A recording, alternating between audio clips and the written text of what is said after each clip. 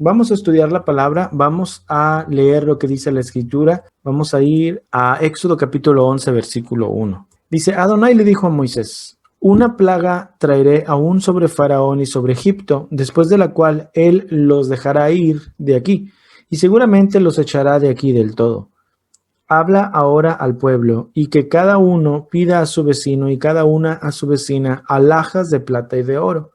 Y Adonai dio gracia al pueblo en los ojos de los egipcios. También Moisés era tenido por gran varón en la tierra de Egipto, a los ojos de los siervos del faraón y a los ojos del pueblo. Dijo pues Moisés, Adonai ha dicho así, a la medianoche yo saldré por en medio de Egipto, y morirá todo primogénito en la tierra de Egipto, desde el primogénito de Faraón que se sienta en su trono, hasta el primogénito de la sierva que está tras el molino, y todo primogénito de las bestias. Y habrá gran clamor por toda la tierra de Egipto, cual nunca hubo y jamás habrá. Pero contra todos los hijos de Israel, desde el hombre hasta la bestia, ni un perro moverá su lengua, para que sepan que Adonai hace diferencia entre los egipcios y los israelitas. Y descenderán a mí todos estos tus siervos, e inclinados delante de mí dirán, vete tú y todo el pueblo que está debajo de ti. Y después de esto yo saldré. Y salió muy enojado de la presencia de Faraón. Y Adonai le dijo a Moisés, Faraón no te va a oír para que mis maravillas se multipliquen en la tierra de Egipto. Y Moisés y Aarón hicieron todos estos prodigios delante de Faraón, pues Adonai había endurecido el corazón de Faraón y no envió a los hijos de Israel fuera de su país.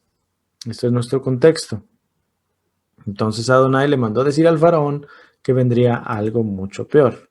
Y luego fue y le habló a los israelitas.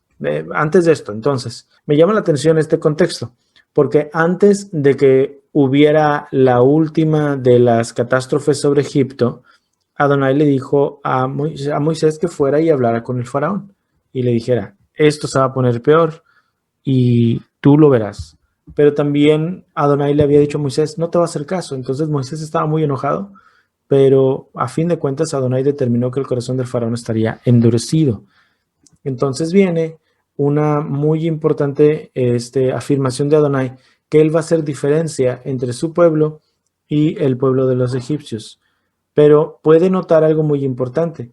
La diferencia no iba a ser automática. O sea, hasta este punto Adonai, y lo vimos la semana pasada, ha hecho diferentes tipos de prodigios donde él específicamente ha traído diferencia entre los israelitas y los egipcios. Por ejemplo, él trajo oscuridad sobre Egipto, pero a los israelitas les dio luz. Eso no tiene nada que ver con los israelitas. Ellos no hicieron nada. Adonai simplemente los dejó en iluminación y a los egipcios los mantuvo oscuras. Pero lo que viene ahora, que es la última de las plagas o las catástrofes, las maravillas y prodigios de Adonai sobre Egipto, requiere de los israelitas obediencia. No fue automático. ¿Ok? Ponga atención a lo que le estoy diciendo. Porque entendamos que la salida de los israelitas de Egipto es una representación de nosotros, los que vivimos en el mundo, en el pecado, siendo libertados hacia la nueva vida para ser hebreos, salir de la muerte y cruzar hacia la vida. Y se representa con la sangre de Yeshua, que es el cordero de Pesach, no es nuestro cordero que dio su sangre por nosotros. Pero le estoy diciendo a usted algo muy importante. Le estoy diciendo que aunque Adonai determinó hacer diferencia entre los egipcios y los israelitas, a los israelitas les dio una condición y les dijo, ustedes tienen que hacer esto. Si no hacen esto, yo voy a lanzar mi ángel por todo Egipto y voy a matar a todo aquel que no haya hecho caso de lo que yo les voy a decir. Entonces, bueno, lo vamos a ver en un momento más, pero quiero que vea que pueda haber la equivalencia entre esa salida de Israel de Egipto y la salida de nosotros del pecado hacia la vida eterna, la salvación verdadera, ambas iniciando con un acto de obediencia. Cuando Pablo dice que la salvación no es por obras, sino por la fe, no te está hablando de la fe cristiana de, pues yo creo y ya soy salvo. Te está hablando de emuná, que significa obediencia. Es una fe que por sí sola, en su definición, ya lleva obras de justicia, obras obras de fe, obras de declaración. Yo digo que creo en ti, te lo muestro con mis acciones. Es eso. Entonces, no son obras para ganar la salvación, son obras de la fe, obras nacidas de tu corazón creyente de la promesa que se te dio de que si eres obediente a lo que se te dice, es decir, si te apegas a los términos de quien te puede dar la salvación, tú obtendrás tal salvación. Cuando usted escuche la salvación es por fe, siempre tenga en cuenta lo que los israelitas tuvieron que hacer para mostrar que tenían fe en Adonai, de que no iba a matar a nadie de sus primogénitos. Si un israelita decía, yo creo que no va a matar a nadie de mis primogénitos, porque él dijo que había diferencia entre los egipcios y los israelitas, pero no ponía la sangre en la puerta de sus casas, en esa casa iba a morir un primogénito israelita. Porque lo que dices con tus labios, mientras no lo muestres con tus acciones, no sirve de nada. ¿Me puedo explicar? Adonai le dijo a los israelitas qué debían hacer para mostrar la fe de ellos en la promesa de Adonai, de que Adonai era tan capaz de hacer diferencia entre los egipcios y los israelitas. Eso es clave. Si usted no comprende que su salvación inició con un acto de apego ciego, apego completamente así como que sin titubear al precepto de Adonai de humíllate y camina en pos de mí. Si no entiendes eso, entonces no vas a entender por qué tú fuiste salvo. Porque la salvación verdadera viene cuando hay un deseo verdadero de dejar Egipto y aceptar las condiciones de quien me puede salvar. Es decir, Señor, yo no te voy a decir, no, pues yo quiero que tú me saques de Egipto, pero no quiero poner la sangre en las puertas de mi casa porque, ay, no, se va a manchar. Adonai te va a decir, no, pues entonces no. Así no. Pero si te apegas a sus términos, entonces obtendrás la salvación porque Él te lo está prometiendo. La hermana Berenice. Un comentario respecto a eso. Yo me puse a pensar por qué razón les pidió que pusieran la sangre en las puertas, y él como quiera sabía quién había obedecido de hacer el sacrificio y quién no. Entonces yo dije, esa sangre tiene que significar algo de parte del pueblo de Israel hacia Adonai, porque también les da la indicación de que no coman pan con levadura. Nosotros ya sabemos que la levadura es el pecado. La sangre en las puertas era una señal de quién había obedecido y quién no había obedecido. Y enfocado ahora a nuestros días, Adonai está pidiendo de nosotros obediencia. Nos pide que no haya levadura, que no haya pecado, pero también nos pide la obediencia de toda su instrucción. No nada más la instrucción lógica que es quitar la levadura, ni los mandamientos, sino que hay otras instrucciones que Él nos da y que nos pide obediencia, y muchas veces no identificamos esas instrucciones porque no estamos atentos a Él, o no estamos en comunión con el Ruaj, y se nos pasan esas instrucciones porque estamos distraídos, porque nos dormimos, de repente porque nos ponemos cómodos, y entonces pues eso es lo que significa que Adonai quiere nuestra obediencia. Muy bien, sí, la sangre obviamente es el primer acto de obediencia para poder tener una salvación. Si tú no tienes esa emuná, es decir, esa creencia de que vas a tener la salvación que se te otorga mostrada con tus acciones de obediencia, entonces, hermano, tú no tienes fe. No tienes, al menos no tienes la fe que la Biblia dice que debes tener. Familia del Valle. Bueno, pues aquí vemos de que Elohim le avisa a Faraón desde el principio que si no dejaba ir a su pueblo, él iba a matar a su primogénito. Y le da la oportunidad de arrepentirse antes de matarlo. Pero Faraón decide endurecer su corazón y no dejar ir a Israel. Y es por eso por lo que Elohim ya en las últimas plagas, él es el que endurece el corazón de Faraón. Y por eso llega hasta la última plaga, que es de que su hijo muera. Ok, ahí está. Puede notarlo usted que aún antes de que empezaran las plagas, ya se le había dicho la advertencia final en caso de que no hiciera caso. Y es correcto, muy bien. No era una cuestión de que nadie le avisó al faraón, es una cuestión de que él quería ser terco y Adonai, como dice la palabra en Romanos capítulo 1, versículo 18 en adelante, cuando una persona es testaruda y continúa así como que tercamente en ir en contra de lo que Adonai establece, él los entrega a una mente reprobada. Y esa frase es muy, muy peligrosa para mucha gente porque no saben qué significa y tal vez ya están cayendo en eso. Mente reprobada. Una mente reprobada, hermano, es una persona que Adonai mismo se ha cansado de esa persona y le ha endurecido el corazón para que no se pueda arrepentir. Es lo que significa una mente reprobada. Es gente que solamente está maquinando cosas malas y Adonai dice, basta, ya no quiero que tú vengas aquí a tratar de pedirme perdón, ya me cansaste.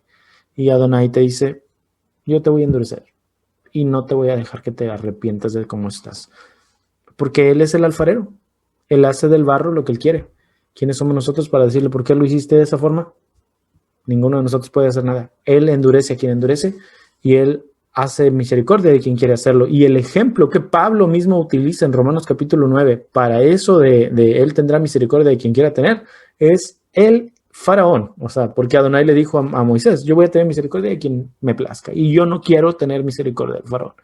Así de duro fue. La palabra dice que la justicia de Elohim se revela por fe y para fe porque está escrito el justo por la fe vivirá. Pero la ira de Elohim se revela contra todo aquel que en la tierra hace injusticia e impiedad, porque habiendo conocido a Elohim como Elohim y no le glorificaron a él, o sea, sabiendo que Elohim, si bien es invisible, puede ser manifestado a través de las cosas que él ha creado, su eterno poder, su divinidad, son hechas evidentes a través de lo que sí podemos nosotros percibir, por lo tanto no tenemos excusa de que podamos decir él no existe.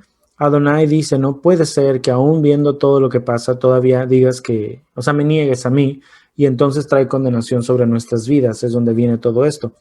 Entonces el endurecimiento de corazón viene a una persona que ha visto los milagros, ha visto el poder, ha visto la mano de Adonai. La semana pasada la hermana Andrea mencionaba que muy ciertamente no se le dice ni siquiera plagas en la Biblia a las que le decimos plagas. Se les dice milagros y prodigios, maravillas y prodigios de Adonai.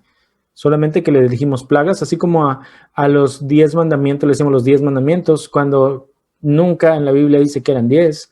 Dice que Adonai empezó a hablar, pero después del 10º los israelitas se taparon los oídos y dijeron, ya no queremos que le siga.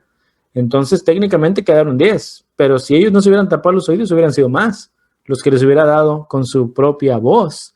Pero entonces es la tradición que nos hace pensar que son 10 mandamientos. Pero no dice ahí, Adonai habló 10 palabras. Es más, ni siquiera son mandamientos. Lo que dice palabras. Y no dice que son 10, le digo. Dice que Adonai habló ciertas palabras, pero se cansaron de escucharlo porque tenían miedo. Eso es el tema para las próximas semanas, porque vamos a entrar en eso.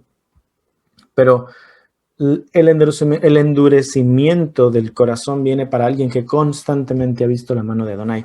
Comprobable con el Brit Hadashah, cuando nosotros vemos donde el escritor de los Hebreos dice, es necesario, hermanos, que entendamos que ya no podemos estar siempre echando el puro fundamento de los rudimentos de la fe, porque eso ya deberían saberlo bien, porque la tierra que muchas veces es regada y recibe la provisión del cielo, de todas formas, sigue dando malos frutos, tarde o temprano, todo eso va a ser cortado.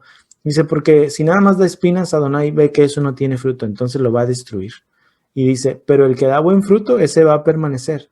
Y dice, por lo tanto, ustedes, los que sí dan fruto, no se pongan de flojos nada más por ver que los otros no están recibiendo su castigo por ser cabezones, sino más bien no hagan sus costumbres, sino ustedes sigan firmes. Aunque Adonai les está diciendo que va a condenar a esos que no han dado fruto nunca, sino que siempre están tratando de que se les vuelva a dar el mismo alimento original desde un principio porque no quieren crecer, ustedes, los que ya crecieron, no sigan ese ejemplo. El endurecimiento de corazón, como el del faraón, viene muy real para personas que han visto la palabra, que han visto la evidencia, que han muchas veces percibido el poder de Adonai y lo han tomado a menos, Por eso no puede una persona que ya sintió el toque del Ruach HaKodesh en su vida, el verdadero mover de Adonai, volver a lo mismo, porque estaría haciendo un pisoteo de la sangre del pacto con el cual se supone fue limpiado. Entonces es muy fuerte, es muy duro lo que le estoy diciendo, pero es muy cierto. El faraón es el prototipo de esa persona que, aún viendo las maravillas de Adonai, no se arrepintió.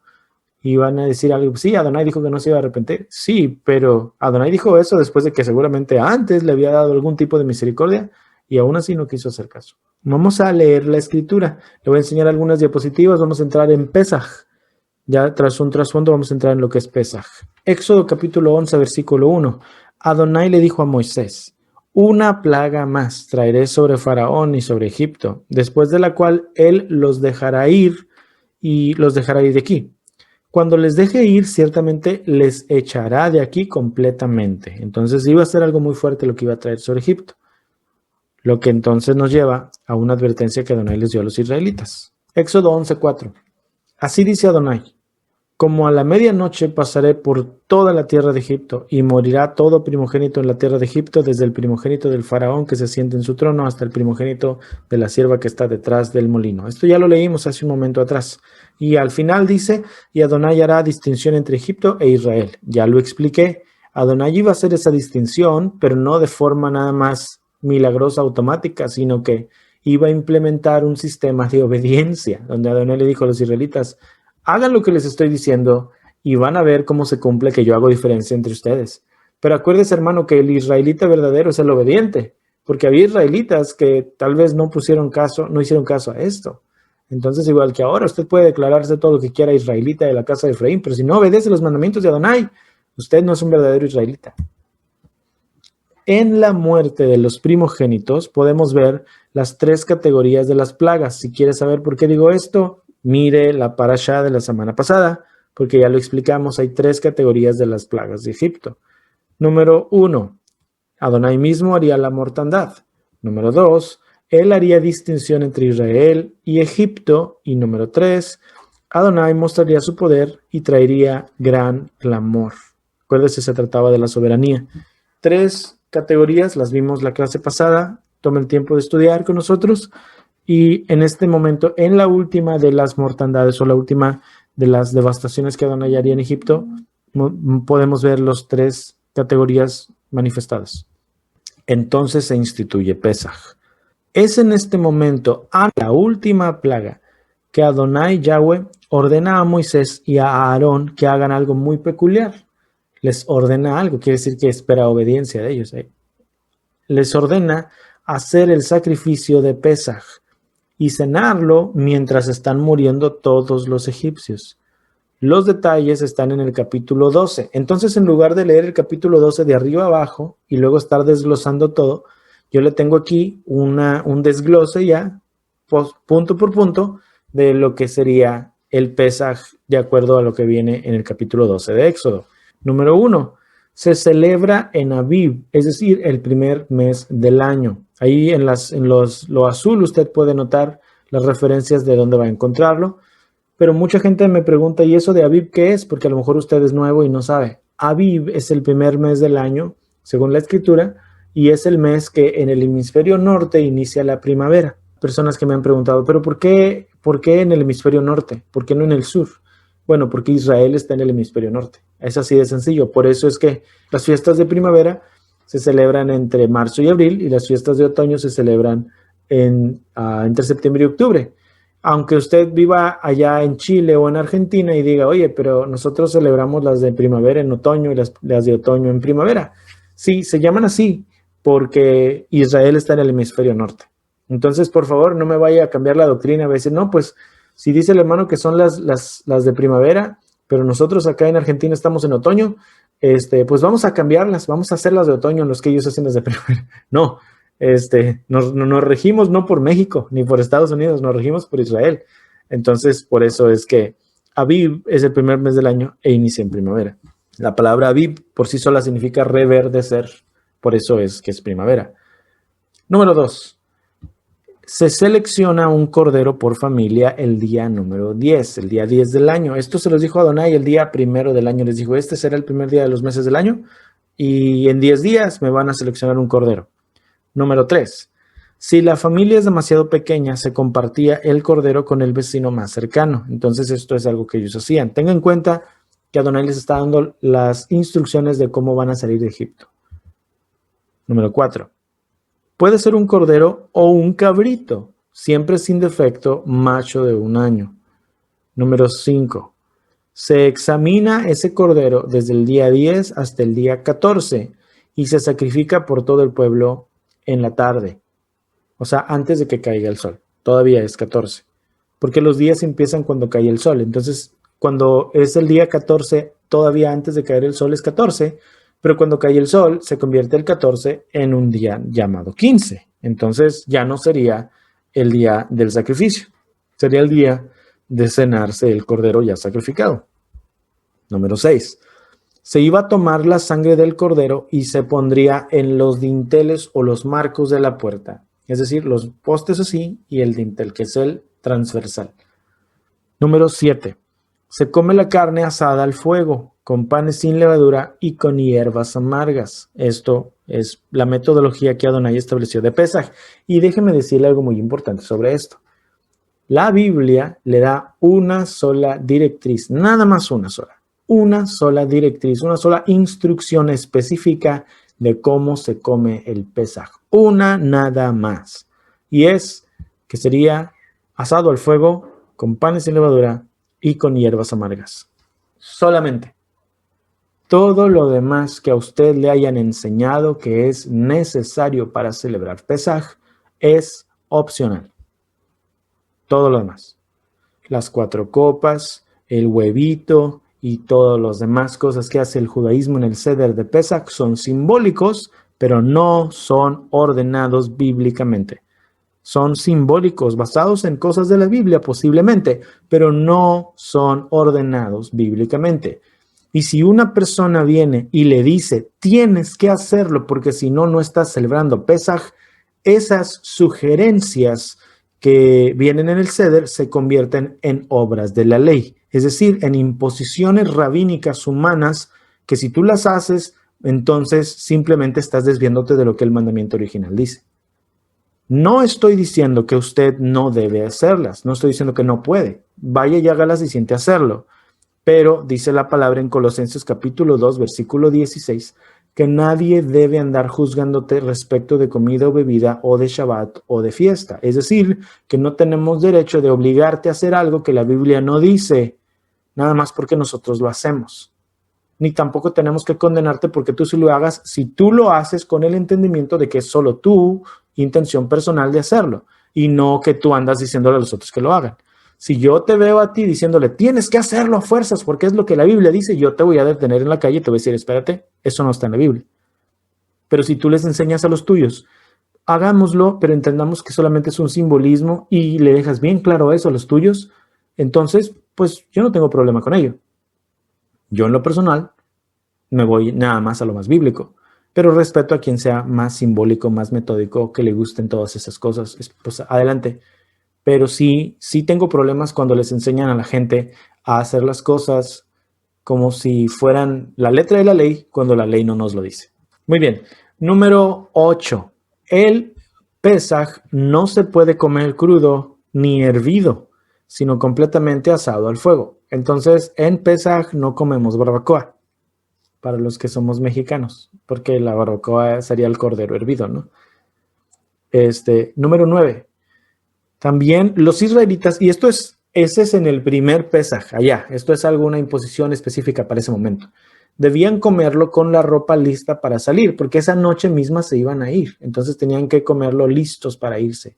Eso es para ese día. Número 10. Yahvé haría juicio y mataría a los primogénitos de hombre y de animal. Solo aquellos entonces que tuvieran la sangre en las puertas de sus casas sobrevivirían. Esa es la parte clave de todo. Porque podían estar comiéndose todo el cordero como les hubieran dicho, pero si no ponían la sangre en las puertas, entonces, hermanos, se iban a morir alguien en su caso. Número 11. Se establece como una ordenanza perpetua para todo Israel. Pesaj es perpetuo, es decir, para siempre. Número 12. El siervo circuncidado sí puede comer de Pesaj. Número 13. Ningún viajero o asalariado puede comer del Pesaj. ¿Ok? Es decir, una persona extranjera que no fuera parte del pacto. Y número 14. El Pesaj se come en casa y no se debían romper los huesos del cordero. Se comía en casa. También es importante. Voy a ir tratando de ver algunos puntos en particular. Ya di una explicación, de hecho, pero a lo mejor hay uno que otro que puede saltar a la vista y quiero ahondar. Respecto del punto número 7, donde vemos que se come con panes sin levadura, con hierbas amargas y asado al fuego, la Biblia, la Biblia nos da solamente esas indicaciones de cómo se come el Pesaj. Y siempre que llega el tiempo del Moadim de Pesaj, está esta inquietud muy constante. ¿Cómo debo celebrar Pesaj? Y cuando llegan con el hermano Eliud y les saca esa cita y les habla y les dice lo que acabo de decir hace un momento atrás, de que la Biblia no te impone más allá de comerlo asado al fuego, con panes sin levadura y con hierbas amargas, a mucha gente no le gusta que le diga eso. A muchas personas les ofende que yo sea tan, entre comillas, informal para mucha gente, por lo que nada más les digo esto. Y me dicen, pero las 4 copas que celebran esto y esto y esto otro y representan esto y la puerta abierta para recibir a Elías y la silla vacía y el huevo y el aficomen y todo eso, ¿por qué no lo hace, hermanos? Si ese es el Pesaj. Y mi respuesta es, dime dónde está en la Biblia que Adonai le dijo a los israelitas, haz justamente esto y entonces celebras Pesaj. Y nadie me lo puede responder. Lo único que logran es enojarse más conmigo porque me dicen que yo estoy enseñando a la gente a desviarse de los mandamientos que sirven para embellecer la Torah. Y 2 cosas respecto de esa frase. Número 1, la dijo un rabino. Y número 2, la Torah es perfecta y no necesita embellecerse. Los mandamientos de Adonai son hermosos, perfectos, que alegran el corazón. Tenga en cuenta entonces, si usted lo que quiere nada más es la pompa y la circunstancia, quiere lo de afuera, lo rimbombante, lo que la gente puede ver, o quiere un corazón sincero que Adonai mire y no unos ojos altivos, porque al que tiene ojos altivos Adonai lo mira de lejos. Yo sé que soy duro para muchas personas y soy grotesco en mi forma de actuar, mi forma de hablar, mi forma hasta de vestirme, lo sé, y sinceramente siempre respondo esto, no me importa. Porque si eso va a ser suficiente para que usted abra los ojos y se dé cuenta de que tiene que dejar las mentiras heredadas del cristianismo en el cristianismo y no soltarlas para venir a agarrar las mentiras heredadas del judaísmo, entonces véame como quiera. Pero le voy a seguir diciendo las mismas cosas. La Biblia le dice a usted que el Pesaj se come carne asada al fuego, con panes sin levadura y con hierbas amargas. Es lo único que dice la Biblia. Absolutamente solo eso. Ahora, ¿todo lo demás es malo? No necesariamente. Una vez más lo digo. ¿Acaso porque el hermano Eliud le dice que la Biblia dice eso como toda ordenanza como la única ordenanza de Pesaj, es malo entonces hacer el ceder con toda la solemnidad y la oficialidad de los judíos que muchos hermanos en Raíces Hebreas están implementando? ¿Eso es malo según Eliud de Manuel Díaz Álvarez del Remanente en la Fe Inteligente? No, no le estoy diciendo eso. Le estoy diciendo a usted que no podemos nosotros enseñarle como la letra de la ley a una persona neófita que va empezando a que haga eso como la celebración oficial del Pesaj, porque entonces lo que usted está haciendo en esa persona es enseñarle a pensar que lo que es el ritual es realmente lo que la Biblia dice. Y oh sorpresa, cuando esa persona lee la Biblia dice, pero entonces ¿dónde está todo lo que me enseñaron? Y le va a pasar exactamente igual que a usted cuando salió del cristianismo. La misma cosa. Donde va a decir, oye, pero ¿por qué celebramos el domingo si la Biblia dice que es el Shabbat? Pues es la misma cosa, hermano, cuando llega alguien y le dice a usted, veías todas las cosas con todo el ceder y con todo el ritualismo y de repente empiezas a abrir una Biblia y no lo encuentras por ningún lado y te quedas pensando, ¿por qué lo hacemos? Y luego le preguntas a uno de tus líderes de Raíces Hebreas y los ves a todos ellos con las barbas hasta acá y con el talit encima y diciendo Baruch Hashem y todas esas cosas y se ofenden y se molestan contigo y te dicen que tú estás oyendo cosas que no son correctas. Y ni la barba súper larga es obligatoria, ni el talit es bíblico, ni Baruch Hashem es la definición correcta de cómo referirnos al Padre. Qué feo se oye cuando habla hermano Eliud así, ¿verdad? Pero es la verdad. No es malo usar talit. Yo tengo uno. No es malo. No es malo tener barba. Yo de repente me la dejo. No es malo decir Baruch Hashem. Pero hay una gran diferencia, abismal diferencia, entre entender las cosas y hablar de ellas con la sabiduría de la experiencia y del apego a la escritura y decidir hablar de cierta forma y verte de cierta manera. Hay una gran diferencia entre eso y hacer las cosas porque uno que sí las entiende te explicó, o sea, te enseñó la identidad que debes tener, pero no te enseñó que la vida que él lleva y la presentación que él tiene de su vida es algo que tú debes primero asimilar antes de voluntariamente decidir hacerlo.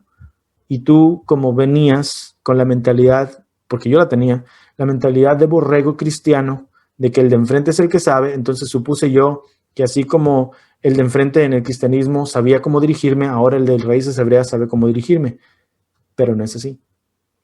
Necesitamos ir a la Biblia y el ir a la Escritura te va a hacer que te dejes de parecer al cristiano y te dejes de parecer al judío. Le digo, es un tema incómodo y si alguno de ustedes no concuerda conmigo, también es correcto, pero sí, no hay ningún problema con que usted no concuerde con lo que le digo. Pero en mi caso, para mí es muy necesario tratar de presentarme como una persona que se apega a la Escritura, nada más.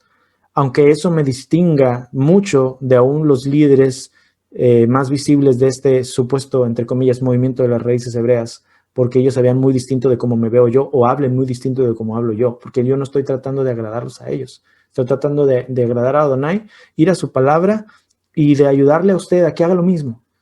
Muchos no estarán de acuerdo y lo respeto, no hay ningún problema. Pero tal vez alguno que otro va a empezar a resonarle en su cabeza las mismas cosas y va a decir, sí es cierto.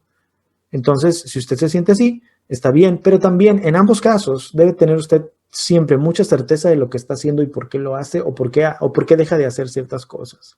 Muy importante. A mí no me afecta en lo absoluto que una persona se vista de cierta forma o celebre de cierta forma el Pesaj o el Shabbat o los Moadim distinto a mí. Claro, absolutamente no. Al contrario, me da muchísimo gusto.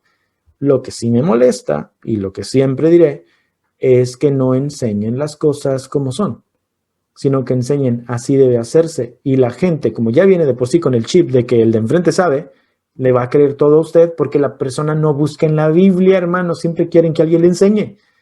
Entonces, mientras la gente no busque en la Biblia, siempre va a estar expectante de lo que le dice el de enfrente. Mi trabajo es que usted vaya a la Biblia. Por eso a veces cuando me dicen, mano, ¿pero por qué esto? Le digo, es que ahí está en la Escritura. Pero hay gente que quiere a fuerzas que uno les diga cómo hacer las cosas. Esa es la pregunta más constante. Es, ¿cómo guardo el Shabbat?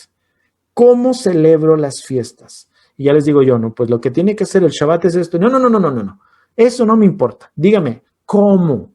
¿Qué debo hacer? ¿Cuáles son las oraciones que debo decir en la mañana, en la tarde, en la noche? Dígame cómo prender las velas, con qué ángulo de 360 grados debo. Dígame la metodología. Y en ese momento el hermano Eliud dice, no te voy a enseñar nada de eso. Porque eso no está en la Biblia. Si quieres que te enseñe a alguien esto, con confianza, ve y busca otros ministerios muchísimo más calificados que yo, pero aquí no lo vas a encontrar. Eso sí se lo voy a decir. La Biblia no nos da una directriz específica respecto de cómo comer el Pesaj más lo que acabo de decirle. Todo lo demás lo puede hacer. Claro que sí, no hay ningún problema y es bonito aprender. No es malo, pero tampoco es obligatorio. Una de las instrucciones de Pesaj, y la tuvimos listada, me parece que fue la última o la penúltima, dice que el Pesaj se come en casa. Y es muy importante eso. Porque no solamente se come en casa, o sea, en tus cuatro paredes, se come en casa, en familia. Y si se come en casa, en familia, se come de acuerdo a la instrucción dada por Adonai a esa familia. Y es igual que el Shabbat, cuando inicia el Shabbat, Hay personas que hacen una cena y ponen unas velas y ponen o sea, todo muy, muy, muy, es un mantel y unas oraciones y todo muy bueno, muy respetable, porque se convierte para su familia. Si usted lo hace así, se convierte para su familia en un momento especial, distinto de todos los demás. Es un día kadosh, es un día apartado, donde no haces lo que harías regularmente. Eso es bueno, pero nadie puede juzgar al criado ajeno. Nadie puede decirle al otro, tú no lo estás haciendo como yo, tú estás mal. Pues eso no es correcto. Y eso es lo que le digo. Cuando una idiosincrasia personal, o sea, una forma de aplicar las cosas, yo personal, se convierte en la imposición que yo quiero darle a usted, porque usted me sigue a mí, ese momento, hermano, en el momento en el cual usted empiece a escuchar eso, córrale bien recio en otra dirección y no siga oyendo a esa persona, porque eso es el nicolaísmo, justamente, como dijo Gonzalo. Es decirte a ti cómo debes vivir tu propia vida. Yo no tengo ni la autoridad ni el tiempo para estar diciéndole eso. Hace rato platicaba con mi esposa. Estaba ella mandándole un mensaje a unas hermanas por el WhatsApp y les dice, hermanas, no vayan a pensar que les estoy diciendo esto porque quiero que hagan las cosas como yo. Les estoy hablando como yo llevo a cabo las cosas con mi hija. Le estaba dándoles un consejo sobre crianza. Y termina el audio y me dice, ¿qué te parece lo que les digo? Le digo, me parece que dijiste lo mismo que yo diría. Le digo que te preocupas porque a la gente le quede bien claro que no le estás tratando de imponer tus ideas de tienes que hacerlo así porque así se hace en el remanente. No, hombre, es que no es correcto, eso no está bien. Yo no tengo autoridad y no tengo ni la voluntad. Aunque tuviera la autoridad, no tengo la voluntad. No tengo el deseo de enseñarle a usted cómo llevar a cabo su vida porque no es correcto. ¿Y sabe que hay gente que se insulta cuando digo esto? Este hermano no se preocupa por mí. No es que no me preocupe por usted. Es que usted tiene que tomar responsabilidad por su propia vida.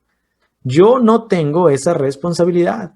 El problema es de que usted y yo fuimos enseñados a que yo de enfrente, el pastor, si usted me ve como su pastor, soy el que le tiene que decir hasta cómo se atan las agujetas de los zapatos, hermano. Y yo no tengo esa autoridad. Hace muchos años atrás, Adonai me mostró claramente que yo no tengo derecho de decirle esas cosas a usted y me he tratado de enfocar en enseñarle que usted no debe andar buscando eso de los líderes. El líder tiene responsabilidad para contigo, tiene de enseñarte, de guiarte, de darte un consejo y a lo mejor a veces hasta llamar tu atención. O sea, sí, no estoy diciendo que no, pero no tiene el derecho de dictar cómo vives. Yo tenía, cuando era niño, en la iglesia donde yo asistía, un pastor que mi papá decía era como un patriarca, porque este señor llegaba a la casa y todos se asustaban cuando llegaban a la casa del pastor. El hermano llegó y, ¡ay, no puede ser! Nos va a regañar. O sea, no sé si a usted le pasó así, pero cada vez que llegaba el pastor a la casa se asustaban todos y corrían así como que pollo descabezado. Y entonces llegaba él y se sentaba así como, imagínense así que se sentaba. Se parecía Conan el Bárbaro al final de la película. Y así, y a mí no me faltaba que le dieran la copa, ¿no? Y le hiciera así. Y todo mundo tenía, la Coca-Cola, ¿no? Todo mundo tenía que correr a atender al pastor. Y la hermana, o sea, mi abuela tenía que correr a hacer las tortillas, porque a él le gustaban las tortillas de harina de la hermana Elpidia. Y hazle las tortillas, y hazle esto y esto otro, porque el hermano había llegado. Y tenía que ir diría mi mamá, la retajilita de todos los niños en hilera, los adolescentes, los jóvenes de la casa, a ir a saludar al pastor, porque si no lo saludaba de mano y de frente viéndolo a los ojos, entonces algo andaba mal ahí en tu casa. Esa actitud está bien mal. Y es la misma actitud que la gente que huye corriendo del cristianismo y viene y conoce la Torah, piensa que aquí se debe hacer igual. Y aunque ya no le tienen miedo a uno, porque a lo mejor muchos de nosotros nos la pasamos diciéndole, o sea, busque de Adonai y no permita que una persona se interponga en esa búsqueda, de todas maneras, dentro de mucha gente, todavía está esa misma actitud de pollo descabezado cuando llega el pastor a la casa. De, ay no, el hermano Eliud me mandó un mensaje.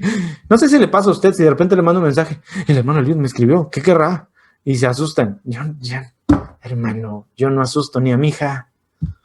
Si yo le digo algo, me ve y así. No, hermano, A mí, sinceramente, no me interesa ser esa persona para usted, en lo absoluto. Ni para los que están en Zoom, que son los facilitadores del remanente, ni para usted que está en YouTube. Y si a veces me oye responder tan así como que escuetamente o tan bruscamente, estoy tratando de que abra los ojos, hermano. Y que de verdad, o sea, usted salga de la ignorancia y realmente cambie su vida. No tengamos miedo de lo que nos dice el otro. La escritura nos dice, Colosenses 2:16, y aprendas esa cita porque muchos de ustedes se la saben porque me la preguntan a diario, hermano, pero si la Biblia dice que no debemos nosotros juzgarnos respecto de día de reposo y fiesta, ¿acaso eso significa entonces que no debemos guardar las fiestas? No, Pablo le está hablando a creyentes, está diciendo que no se te levante ningún líder entre los tuyos diciéndote que porque tú no celebras los Moadim como ellos, tú estás mal. Eso te está diciendo Pablo.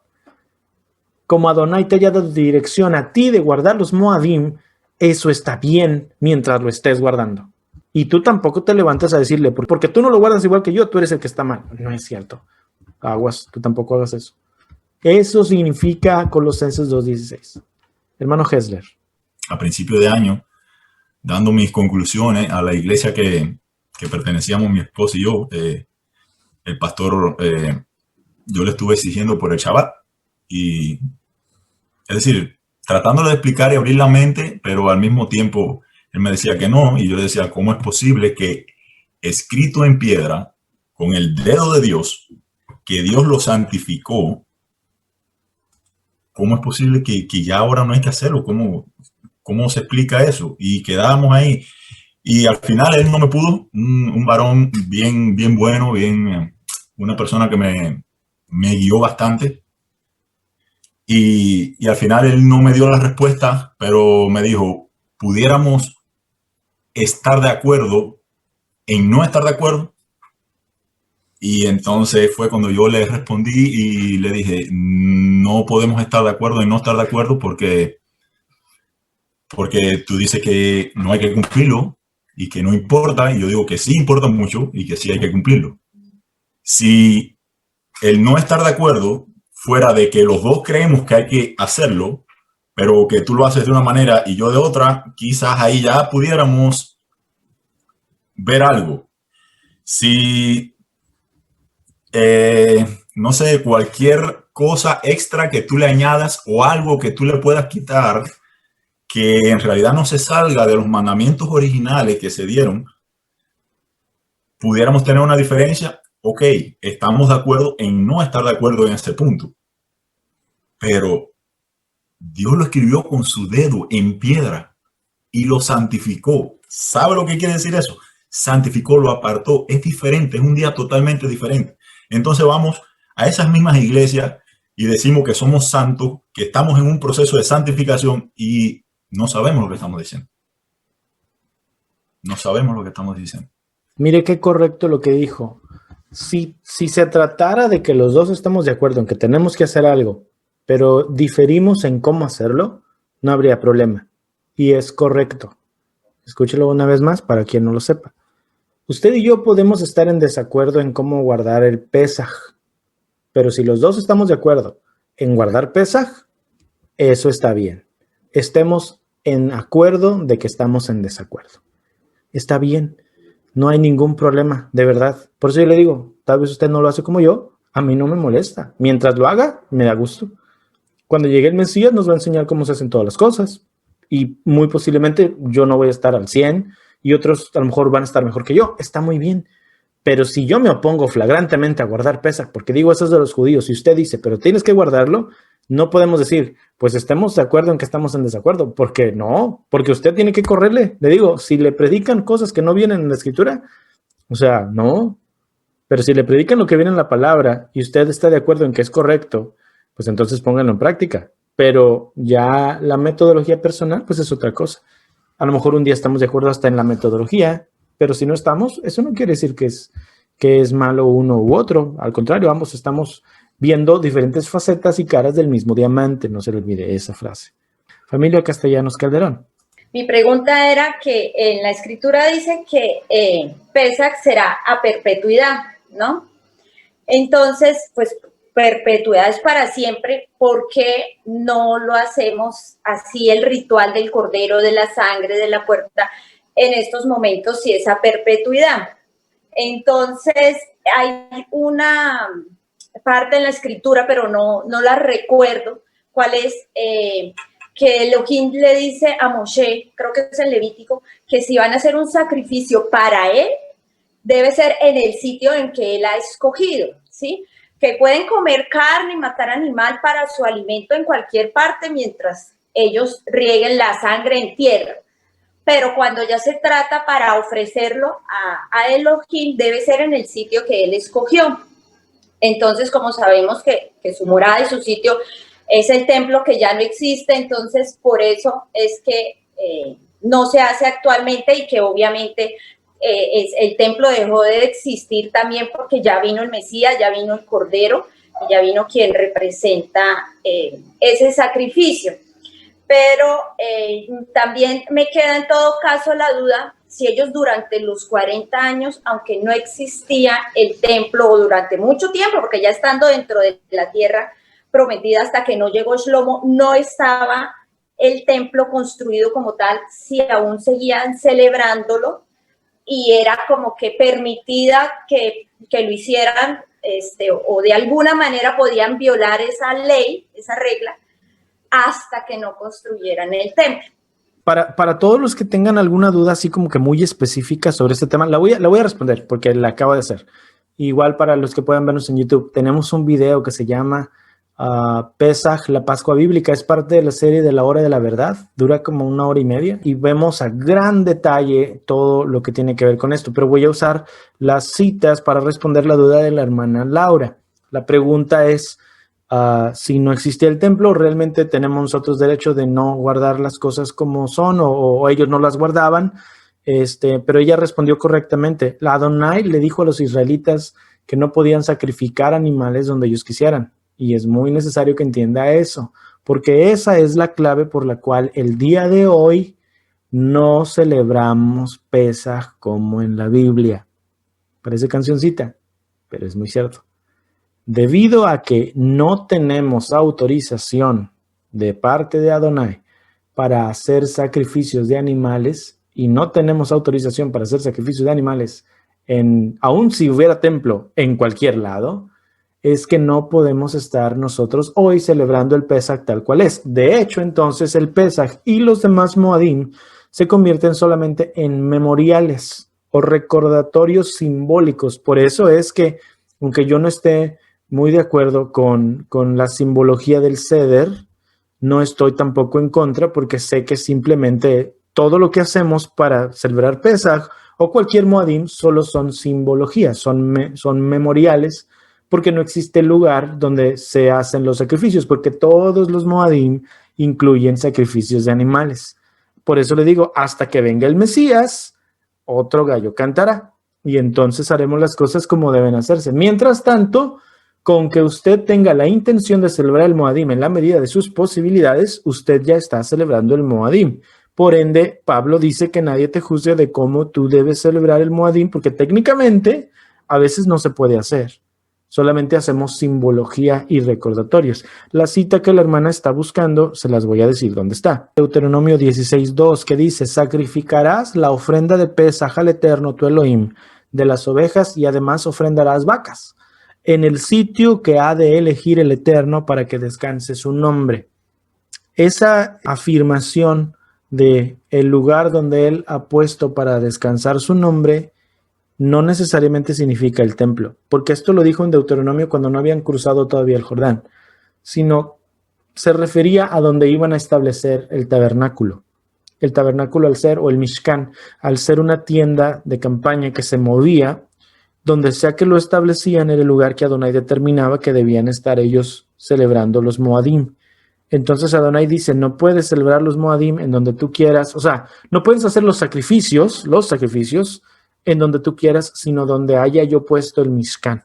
Ese es donde iba a estar su nombre. Por eso cuando Salomón hace casa para Adonai, dice, te pido que aunque sé que no habitas en casas humanas, vengas y que tu nombre, tu presencia esté sobre esta casa. Deuteronomio 16:5 dice, No puedes sacrificar la ofrenda de Pesaj en una de tus ciudades que el Eterno tu Elohim te da, excepto en el lugar que él haya elegido para que descanse su nombre, una vez más el lugar donde estaba el Mishkan. Allí sacrificarás la ofrenda de Pesaj en la tarde cuando baje el sol a la hora de tu partida de Egipto. Adonai está diciéndole exactamente por qué no se puede. Y le digo, el tema se extiende. Ahorita no voy a entrar tanto en ello, estamos hablando de cosas muy importantes y para muchos puede ser aclarador, pero por favor, mire el video Pesaj, la Pascua Bíblica. Eso es totalmente hecho para hablar detalle a detalle de Pesaj. Mi hermano Daniel Olivares. Para los hermanos que a lo mejor tienen duda en YouTube de algo, mi consejo personal es pues que se pongan a orar. O sea, yo en mi caso, yo me puse a orar y ¿sabes qué, padre? Pues no sé realmente cómo hacerlo porque muchos hacen el ceder, otros no, otros los hacen a medias. Entonces yo me puse a orar realmente y hay cosas que sí hago, hay cosas que no hago, a veces no las hago, a veces sí las hago, pero es lo que Adonai pone en mi corazón, que cuando yo lo quiero hacer. Entonces, más que nada en mi consejo, igual como lo dijo Gonzalo, hay que examinarlo todo. Entonces, yo en lo particular, yo busqué varias gente cómo lo hacía diferentes personas y unas cosas sí él las tome, otras no. Entonces, eso es mi consejo más que nada para los hermanos que a lo mejor tengan esta duda, ¿verdad? Que lo oren a Adonai, que Adonai ponga en su corazón lo que ellos consideren que esté correcto, puedan hacer, ¿verdad? Amén, sí, exactamente. El hermano Federico también lo dijo, busquemos la dirección del Ruach HaKodesh. Me preocupa que muchas personas se han olvidado del poder del Ruach HaKodesh en sus vidas para seguir una metodología, lo que es preocupante, le digo, porque ya no le dan al Ruach la autoridad de llevarte a la escritura, Y mucho de ello está motivado por el miedo, porque como cristianos a lo mejor fuimos emocionalistas, pensando de que todo lo que decía el Espíritu Santo a como nos hacía sentir la vibra era lo que era lo bueno. Entonces decimos, no puede ser así, tiene que ser mucho más objetivo. Los judíos tienen todo por escrito, se me hace que eso es lo correcto. Y la verdad es que no siempre va por ahí. No es, ya lo dije, no es necesariamente malo, pero salir de Guatemala para meterte a Guatepeor es muy malo. Es el extremo, ir de un extremo a otro y dejar de lado la necesidad de comunión con el Espíritu Santo. Es necesario que usted ore, porque al que no ora, el diablo se lo devora.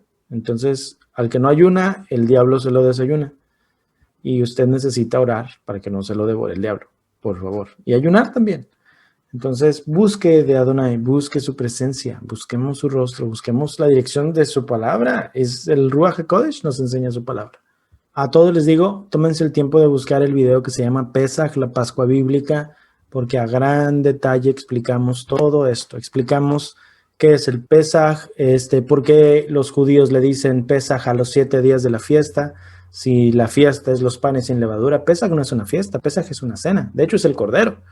Pesaj es el primer evento dentro de la fiesta de los panes sin levadura. Sin embargo, si usted busca en Google cuándo va a ser Pesaj 2021, le van a decir que es de tal día a tal día, y eso no está en la Biblia. Pesaj no dura 7 días. Pesaj es un evento durante la fiesta de los panes sin levadura. Muy importante ver la diferencia entre lo que le dice el judaísmo y lo que dice la Biblia. Y hablamos sobre las 10 plagas, qué significa cada una, los enemigos que fueron derrotados. Hablamos la instrucción del Pesaj, la sangre en los dinteles de las puertas. Explicamos que Pesaj no se celebra hoy como se celebraba en el tiempo de la Biblia. Explicamos que existen 2 Pesaj en la Biblia. Explicamos cómo Yeshua cumplió Pesaj. Todo eso a gran detalle con la Biblia en la mano lo explicamos en ese mensaje. Por favor, tómese el tiempo de buscarlo y le va a ayudar bastante. Pesaj, la Pascua Bíblica. Familia Hernández Branan. Hay que tomar en cuenta que nosotros vemos las fiestas desde el punto de vista de que ya tenemos el evangelio completo, ¿no? De la Torá y Yeshua.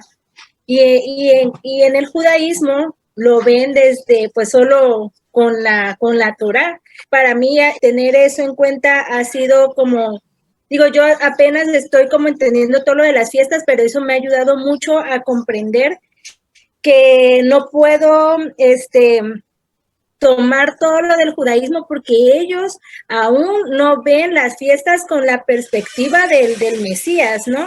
Y obviamente ya sabemos nosotros que las fiestas tienen una completa relevancia con todo lo que el Mesías hizo y vendrá a hacer. Entonces siento que eso también es importante tomarlo en cuenta, pues, ver que nosotros tenemos pues prácticamente el evangelio ya completo. Correcto, tenemos el evangelio completo, tenemos el cumplimiento profético de todas estas Moadim de primavera. En un momento más voy a entrar a lo mejor a hablar un poco sobre el cumplimiento profético en Yeshua también. Me parece que es importante tratarlo, a lo mejor para concluir el mensaje en un ratito más, pero sí, es muy necesario que entendamos que no podemos agarrar todas las cosas de una persona que no ha visto lo que tú estás viendo y que no lo ha vivido. Tal vez lo ha visto, pero no lo ha vivido como tú. Nosotros, como salidos del cristianismo, de cualquier denominación donde usted esté, estamos viendo hacia atrás, hacia el Tanaj, para ver que lo que nosotros sabíamos estaba representado originalmente profetizado.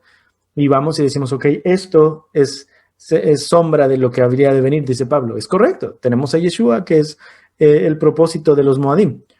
Pero ellos, por eso Yeshua dice a los judíos, les dice, escudriñen las escrituras, porque ustedes dicen que en ellas está la vida eterna, pero si las leyeran bien, no nada más la vida eterna encontrarían, pero les llevaría a mí. Por eso es que cuando le predicas la escritura tal cual es, al que es judío, tiene que abrir sus ojos, porque dice, oye, sí es cierto, pero ese que viene en la Biblia, o sea, ese que me muestras con la Biblia no es el cristiano, no es el Jesús cristiano, porque no es Yeshua, es distinto, es una imagen totalmente distinta del Jesús de la Biblia al Jesús del cristianismo. El Jesús de la Biblia es Yeshua HaMashiach. Manuel. Solamente decir que la palabra perpetuo, buscando la referencia, es el Strong Hebreo 5769, se pronuncia Olam, y bueno, quiere decir eterno o para siempre. Lo digo porque hay algunas personas que tienen la palabra perpetuo también como si fuera durante mucho tiempo, pero que se corta, como por ejemplo la cadena perpetua, que son muchos años. Pero acá vemos que la palabra es eterna, para siempre. Muy bien, muchas gracias, tocayo. Muy bien. El Olam, de hecho, es el nombre del Eterno. El Olam, si usted no sabe qué significa, cuando usted dice el Eterno, el Eterno, el Eterno, el Eterno, muchos dicen ese nombre, es la palabra el Olam. Olam es eterno. Y la palabra Jehová, para los que se insultan, no, Jehová es el nombre de un demonio. Escuche, Jehová, que viene de Jehová, es la intercalación de Yud Het Vav Hei y el Olam. Quítele las consonantes a el Olam y déjele solo las vocales. Y es una E, una O y una A. Y póngale Yud Het Vav Hei ahí y es Jehová. Por eso dicen Jehová, porque es Yahweh el Eterno. Jehová. Si usted dice Jehová, está diciendo Adonai es el Eterno. Es correcto. Está bien, Jehová. O Jehová. Nada más que con la J, porque los españoles inventaron la J, pero pues es la misma cosa. Ok, bueno. Vamos a avanzar con la historia de los israelitas saliendo de Egipto, porque nos va a dar el plano histórico para hablar sobre el cumplimiento profético. ¿Qué le parece? Vamos a hablar del plano histórico, iremos al cumplimiento profético como conclusión importante del mensaje. Entonces hablemos de la muerte de los primogénitos. Éxodo 12:29. A la medianoche, esto es a la medianoche cuando ya el 15 tenía 6 horas, ¿no? Desde las 6 de la tarde que cae el sol hasta las 12 de la noche. Entonces ya estamos en el día 15. Los israelitas ya están en su casa comiéndose el cordero que sacrificaron unas horas antes, a media tarde, cuando todavía era el día 14. Muy importante, si no me entiende lo que digo, por favor mire Pesaj, la Pascua bíblica. Éxodo 12:29. Y a la medianoche, el Eterno, el Olam, golpeó a los primogénitos de Egipto, desde el primogénito del faraón que estaba sentado en su trono, hasta el primogénito del cautivo que estaba en el calabozo, y a cada animal primogénito. El faraón se levantó de noche, y él y sus siervos y todo Egipto, y hubo un gran clamor en Egipto, pues no había casa en la cual no hubiera un muerto. Él llamó a Moshe y a Aarón de noche y les dijo, levántense y lárguense de mi pueblo. También ustedes y los hijos de Israel vayan y sirvan al Eterno como ya lo habían dicho antes. Incluso tomen sus ovejas y hasta sus vacas, tal como han hablado. Váyanse y también bendíganme a mí. Imagínense. Entonces, déjeme decirle esto. Son anotaciones que tengo por acá. Al decir a la medianoche nos da la razón de que celebremos la cena de Pesaj justo al inicio de la fiesta de los panes sin levadura, el día 15 de Aviv al anochecer, ya que fue esa misma noche que los expulsaron de Egipto. Recuerda que Adonai les dijo que se vistieran y que estuvieran listos, que tenían que estar con ropa de viaje. Si dijéramos que la cena de Pesaj se hace el 14 al anochecer, o sea, la noche anterior, entonces los israelitas hubieran estado escondidos comiendo Pesaj la noche antes de que Yahweh hubiera pasado a matar a los primogénitos. Y eso sería un error, porque pasarían 24 horas. La cena de Pesaj se realizó el 15 de Aviv al anochecer, justo mientras Yahvé pasaba por Egipto, y más tarde esa noche salieron todos juntos. Todavía era el 15. Esto fue el cumplimiento de una profecía que Adonai le dio a Abraham, Génesis 15:13. Y Adonai le dijo: debes saber que tus descendientes vivirán como extranjeros en tierra extraña, donde serán esclavizados y maltratados durante 400 años.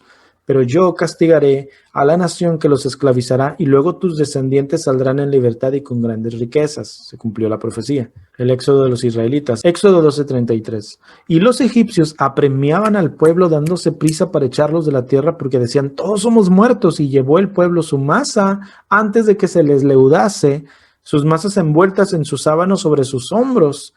E hicieron los hijos de Israel conforme al mandamiento de Moisés, pidiendo de los egipcios alhajas de plata y de oro y vestidos. Y Adonai le dio gracia al pueblo delante de los egipcios, y les dieron cuanto pedían, y así despojaron a los egipcios. Y por eso es que salieron en el día de lo que después se hace como fiesta perpetua, el día de la fiesta de los panes sin levadura, porque ellos estaban comiendo el Pesaj con la masa que todavía ni siquiera se inflaba ni nada de estas cosas, porque Adonai sabía que iban a salir y se tuvieron que ir alimentando durante los siguientes días con esas masas. Éxodo 12:37. Los israelitas viajaron desde Ramesés hasta Sucot, como 600,000 hombres de a pie, además de los niños. Si eran 600,000 hombres, y supongamos que cuando dice hombres son hombres adultos, quiere decir que ya estaban casados, y si tenían una esposa cada uno, eran 600,000 hombres más 600,000 mujeres, 1,5 millones de personas, más los niños. Entonces posiblemente había arriba de 2 millones de personas en esa multitud. Además, una multitud mixta subió con ellos, es decir, extranjeros, muchos egipcios y posiblemente esclavos de otras nacionalidades que vieron el poder de Adonai y dijeron: nos vamos con los israelitas. Y muchos animales de crianza, tanto rebaños como manadas. Esa multitud mixta era un cúmulo de egipcios y gente de otras nacionalidades, que ya le dije. Dice que habían visto lo que Adonai hizo y decidieron seguir a los israelitas en su obediencia al Eterno. Así como Pesaj es un símbolo de la salvación que Yeshua nos da con su muerte y su resurrección, la multitud mixta es un símbolo de los gentiles que hemos oído la voz de nuestro pastor y nos entregamos a Yeshua y nos injertamos en el olivo natural obedeciendo la Torá de Adonai. ¿Ve qué sencillo es de explicarlo cuando lo entiendes gráficamente? Éxodo 12:40.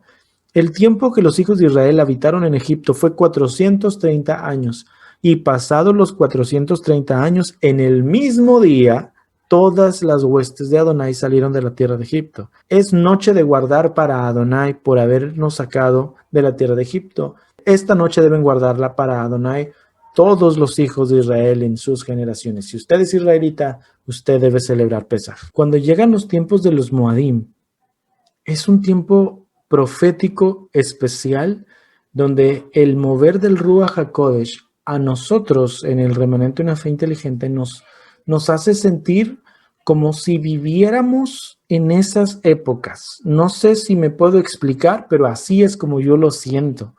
Cuando llega Pesaj y empezamos a platicar las semanas anteriores, a prepararnos, a estudiar profundo para entender el contexto de qué es lo que vamos a estar haciendo cuando llegue la fecha, y cuando llega la fecha de los Moadim, la reunión que hacemos de Pesaj se siente como si fuera esa noche antes de salir de Egipto.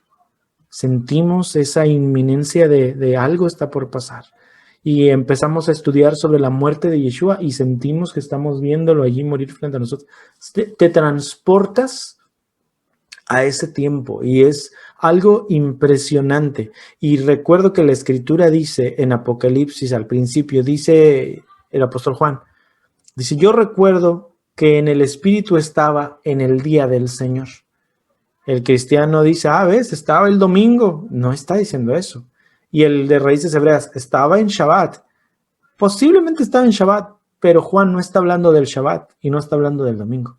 Juan está diciendo que por el Ruach HaKodesh, él fue transportado al futuro a vivir el día de la segunda venida de Yeshua y el inicio del juicio de la ira sobre la tierra. En el Ruach HaKodesh, él fue llevado a vivir ese momento. Entonces yo pienso que lo que nosotros vivimos cuando vienen los Moadim es una especie de llevarnos al día del Moadim. No físicamente, porque estamos aquí. Tampoco hacemos ningún tipo de cuestión ahí de proyección astral ni nada. Tampoco me voy a tomar en ese lado. Pero espiritualmente se siente palpable.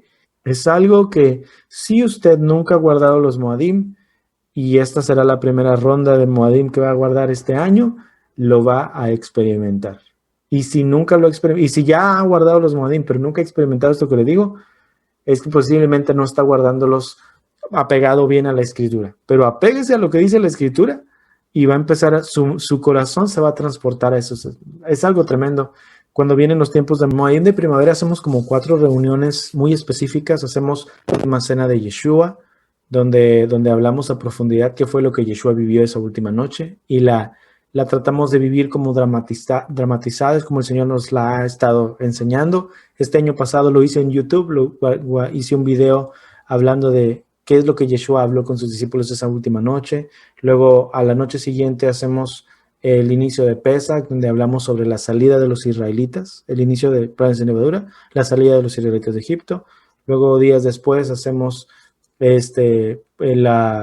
los primeros frutos, que es la resurrección de Yeshua, y luego el cierre de la fiesta y todo esto. Y es algo tremendo, es algo hermoso, es una manifestación del Ruach HaKodesh muy, muy tremenda que se palpa. Entonces, ya espero esas fechas. Sinceramente, a mí me gusta mucho hablar sobre los Moadim. Y ahorita esta parashá nos lleva a hablar sobre este tema. Es algo hermoso y vendrá pronto. Vamos a ir a la parte final. Vamos a leer el cumplimiento profético, porque otra vez, la historia de la parashá de esta semana es que los israelitas salieron de Egipto, ¿no? Y ellos salen después de la libertad que Adonai les da de la muerte de los primogénitos, y ellos tienen que cruzar el Mar Rojo y se hacen hebreos. Cantamos el canto que dice: así como Israel cruzó en seco el Mar Rojo y 40 años después cruzó el Jordán, yo quiero cruzar. Estás diciendo, justamente ellos se hicieron hebreos. Es de manera simbólica. Algo decir, no, pero eran hebreos siempre porque hasta se les decía hebreos. Y eran, sí, yo sé, pero estoy hablando simbólicamente, espiritualmente. Ellos cambiaron la muerte por la vida. Los que seguimos a Yeshua tenemos aún más motivos, como han estado diciendo ustedes, muchos más motivos para celebrar Pesaj. Yeshua fue el Cordero que nos libertó de la esclavitud a la Torah del pecado, a la ley del pecado y de la muerte, que nos ataba por la desobediencia que teníamos a la Torah de Adonai. Salmo 119, 133 dice: afirma mis pasos en tu palabra y que ninguna iniquidad me domine.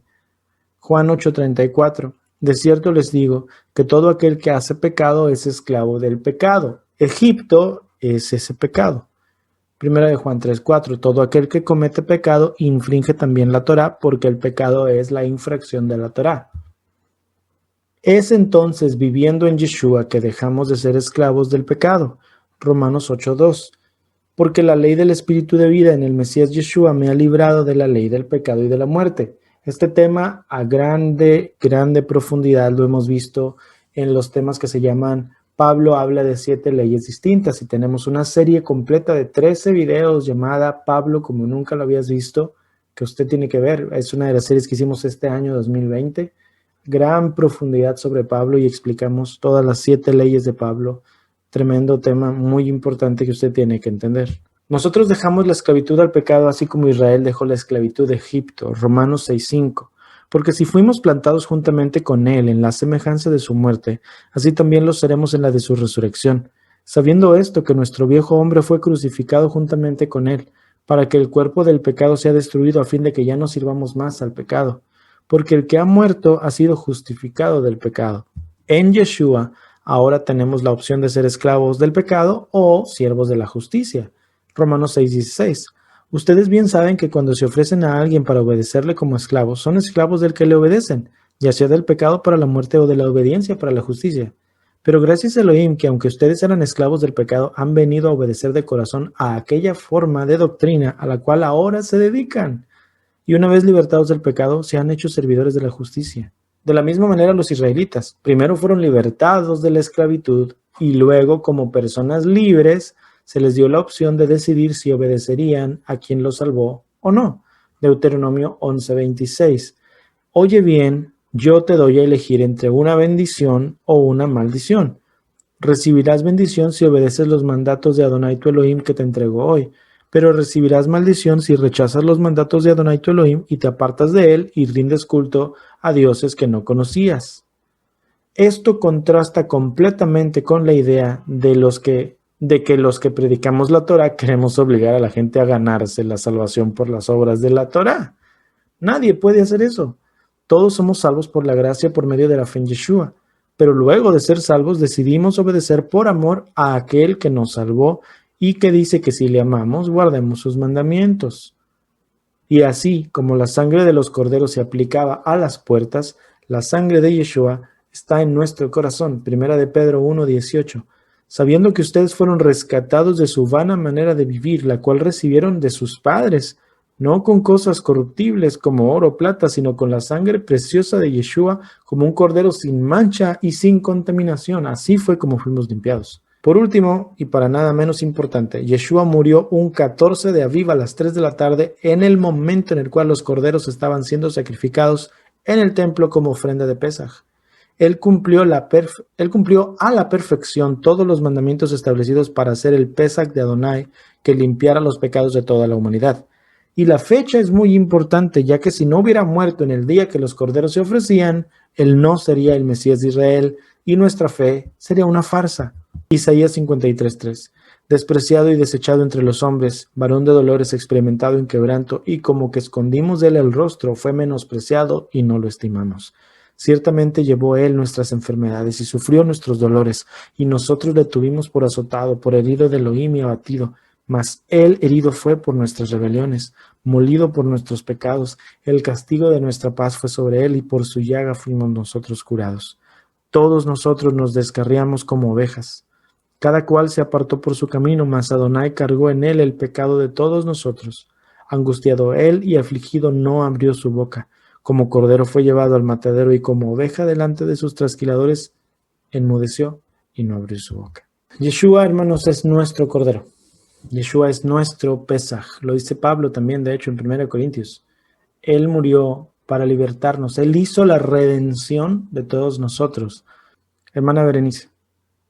En Éxodo 12:6 nos dice que Adonai les pidió al pueblo de Israel que sacrificaran el cordero entre las 2 tardes. Entonces, quiero explicar rápidamente eso, y aquí tengo es que hice un esquema, no sé si se alcance a ver, que el día empieza en la tarde cuando se mete el sol. Entonces, de 6 de la tarde, bueno, cuando se mete el sol, aproximadamente 6 de la tarde, ¿verdad? Entonces, de 6 de la tarde aproximadamente a 6 de la mañana aproximadamente es toda la noche. Y la noche está dividida en 4 vigilias de 3 horas cada una. Bueno, eso es por un lado. Y luego la parte del día es aproximadamente de 6 de la mañana a 6 de la tarde. Entonces, ese es el día. Entonces, si el día empieza aproximadamente a las 6 de la mañana, para las 7 de la mañana es la hora primera aproximadamente. Entonces, para las 8 de la mañana es la hora segunda, para las 9 de la mañana es la hora tercera, y así sucesivamente. Aquí no sé si se alcance a ver, pero aquí está. Es 7 de la mañana, 8 de la mañana, 9 de la mañana, y así. Y la hora primera, hora segunda, hora tercera, y así. Bueno, entonces, entre las 6 de la mañana y las 6 de la tarde, que es el día, a la mitad son las 12 del día en nuestro tiempo de nosotros, ¿verdad? Pero sería la hora sexta, ¿sí? Entonces, esa es la primer tarde, cuando empieza en realidad la tarde.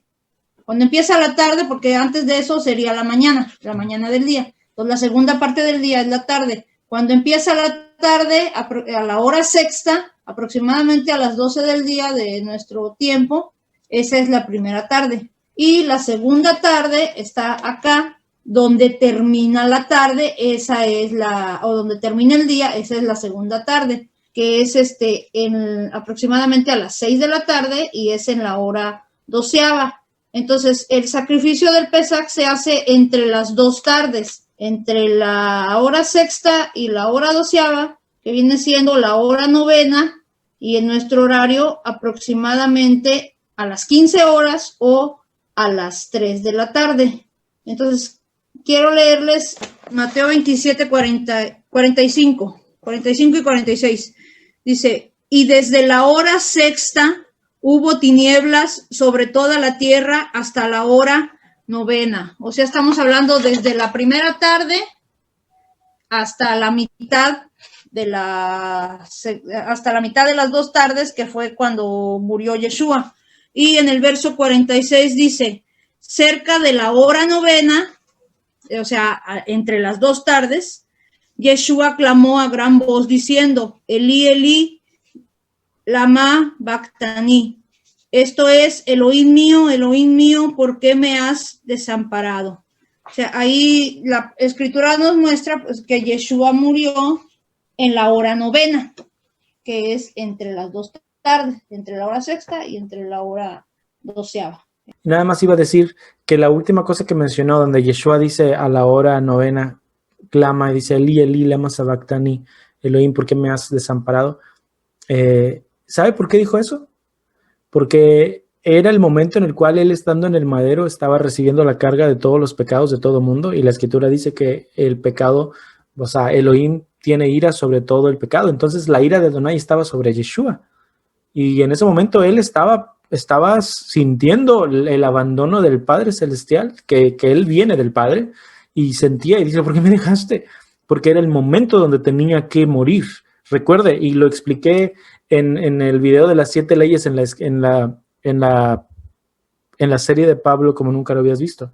Yeshua tenía que morirse por causa de que él traía pecado, pero no era suyo, era el pecado de todos nosotros. Entonces, cuando muere, él llega al Seol, y les digo, lo digo de forma bromeando, pero a fin de cuentas de una forma muy práctica de entenderlo, llegó a las oficinas del Seol y les echó los pecados ahí, y les dijo, pues aquí está, por eso vine, pero no eran suyos, entonces no lo podían retener en la muerte, por eso dijo, pues ahí me voy. Pero se quedó un ratito porque tenía cosas que hacer ahí, tenía que predicarle a los espíritus encarcelados, y luego se fue. No lo podían retener porque él no tenía pecado, no había derecho legal para mantenerlo en el Seol, tenía que levantarse de allí. Por eso él decía, el Padre me ama porque yo pongo mi vida para volverla a tomar.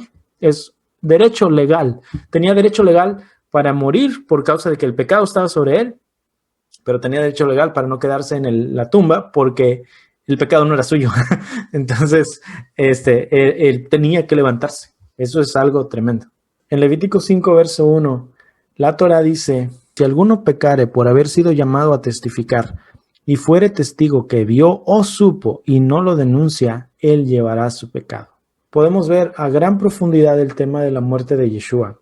No lo vamos a ver hoy, pero esa cita de Levítico capítulo 5, versículo 1, le da a usted la clave y el fundamento legal de por qué Yeshua murió por los pecados de todo el mundo. Porque cristianamente le dicen, ¿por qué murió Cristo? Por mis pecados. O sea, esa es la respuesta fácil. Jesús murió por mis pecados. Pero realmente, ¿por qué decimos eso? No, es que yo era pecador y él murió por mí. Sí, pero ¿dónde está el fundamento? Dime dónde en la Biblia dice que él murió por tus pecados. O sea, así, que él tenía la autoridad y el derecho y la responsabilidad. Que él tenía la responsabilidad de morir por tus pecados. ¿Dónde dice? No, pues es que el Nuevo Testamento dice que el justo por los injustos para llevarnos a Dios y todo esto. Sí, ya está bien. Porque con el puro Nuevo Testamento también puedes evangelizar a un montón de gente sin fundamento bien. Pero pues así es lo que hemos hecho.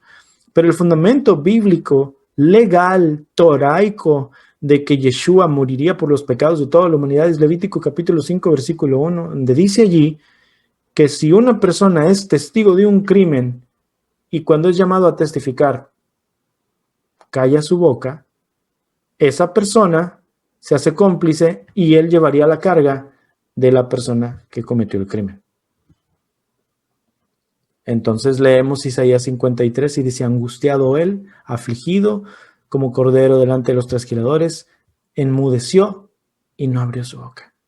Y vemos a Yeshua cada vez que le decían, dinos algo, callándose la boca.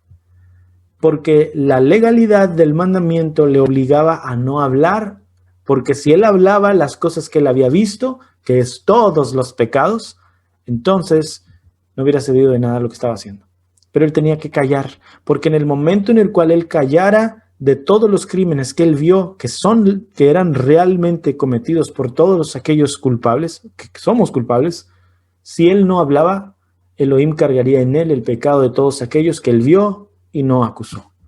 Y Yeshua cayó su boca por amor a ti y por amor a mí. Y ese es el Cordero de Pesaj. Por eso es que Yeshua se llevó los pecados de todos y en su muerte recibimos a través de su sangre la redención para no morir nosotros. Ese es el sacrificio de Yeshua. Y es algo tremendo. Es impresionante la muerte de nuestro Salvador. Y nunca voy a dejar de reconocerlo. Él es mi Salvador. Él murió por mí. Pero lo digo ahora no nada más de manera tradicional o no nada más de manera emocional. Lo digo con fundamento bíblico. La Escritura lo obligaba a callarse la boca y él fue obediente hasta la muerte y una muerte de cruz. Por mi causa. Tocayo, y después de ti vamos a concluir. Bueno, ahí con Levítico 5 creo que tocaste, digamos, un punto muy importante para mi vida, porque, bueno, sabemos que en la palabra dice que el espíritu clama con gemidos indecibles, ¿no es cierto? Y en mi caso, en el 2016, que yo no tenía la más pálida idea de nada de esto, compuse una canción que se llama Te Dejaste. Es muy simple, tiene 3 versos. Y bueno, la leo así rapidito, porque creo que Adonai desde esos tiempos me estaba hablando a mi corazón. Y dice, fue por tu perdón y tu inmenso amor, por mi salvación y mi redención. Santo eres, Señor, digno de loor. Y el estribillo dice, te dejaste, te entregaste, te humillaste, ni una palabra mencionaste, por amarme, por salvarme, te coronaste para siempre. Entonces cuando, bueno, yo la hice la canción y me gustaba, decía eso nada más. Y cuando empiezo a aprender y veo Levítico 5, me doy con que lo que yo había escrito de que no mencionó ni una palabra, yo no lo entendía hasta el momento que me fue revelado en la Torá. Entonces para mí fue algo muy tremendo, porque como el Señor en su misericordia, en su amor, de a poco nos va trayendo a la verdad. Y realmente me quebró cuando aprendí esto.